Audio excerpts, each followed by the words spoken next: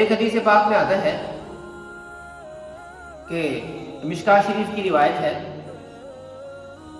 کہ قبیلہ بنو کلب کی بکریوں پہ جو بال ہیں ان کے برابر اللہ تبارک و تعالی اس رات میں اپنے بندوں کی بخشش فرماتے ہیں۔ عرب میں بہت سے قبائل کے ایک قبیلہ بنو کلب تھا جنہیں بکریاں پالنے کا بہت شوق تھا۔ تمام قبائل کے مقابلے میں ان کے قبیلے میں بکریاں بہت زیادہ تھیں، تو اشارہ اس بات کی طرف ہے کہ بہت زیادہ بندوں کی اللہ تبارک و تعالی بخشش فرماتے ہیں۔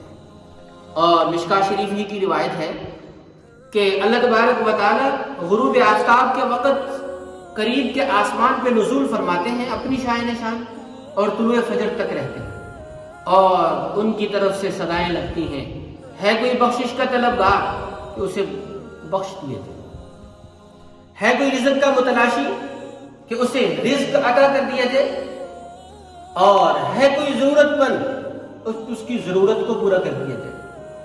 اس طریقے کی صدائیں اللہ تبارک و تعالیٰ کی طرف سے لگتی ہیں۔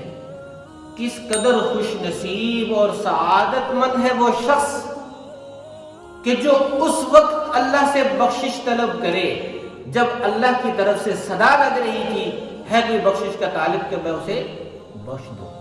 تو اس آدمی کی بخشش میں تو ذرا بھی شک نہیں کیا جا سکتا کہ اللہ تبارک و تعالیٰ صدا لگا رہے ہیں اور بندہ فریاد کر رہا ہے کہ مجھے بخشش کی ضرورت ہے۔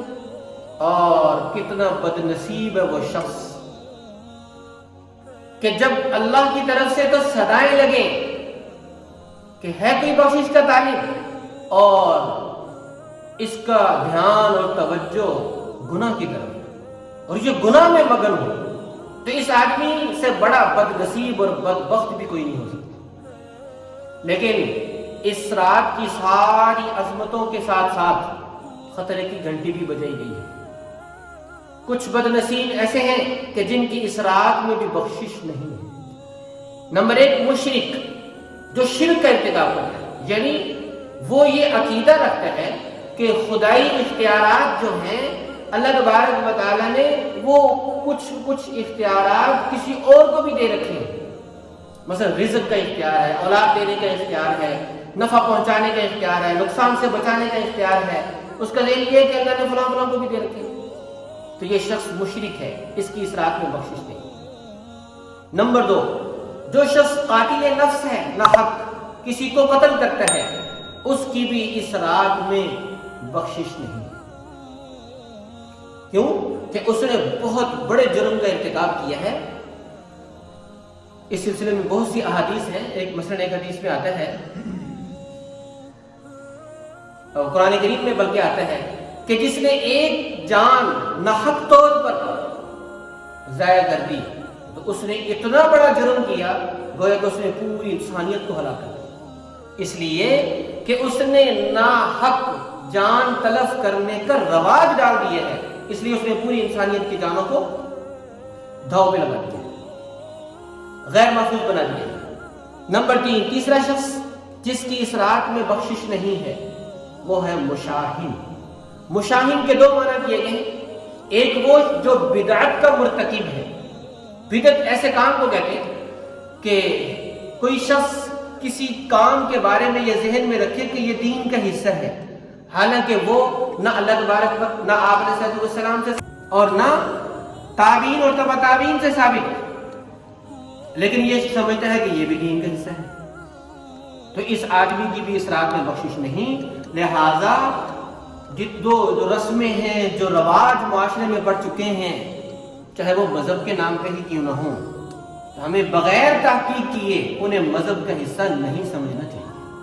اور چوتھے نمبر پر مشاہن کے دوسرے معنی جس کی بخشش نہیں ہے وہ شخص ہے جو اپنے سینے میں کسی کا کینہ رکھتا ہے، کسی کے بارے میں برا سوچتا ہے، حسد رکھتا ہے، بغض رکھتا ہے، جلن رکھتا ہے، کسی کا اچھا سوچنے کے لیے تیار نہیں ہے، تو اس آدمی کی بھی اس رات میں بخشش نہیں ہے۔ قرآن کریم میں آتا ہے جنتیوں کے بارے میں کہ وَنَزَعْنَا مَا فِي صُدُورِهِم مِّن غِلٍّ إِخْوَانًا عَلَىٰ سُرُرٍ مُتَقَابِلِينَ، جنت سے پہلے اہل جنت کو روک کر ان کے سینوں سے کھوٹ کو نکالا جائے گا، پھر ان کو جنت میں داخلہ نصیب ہوگا۔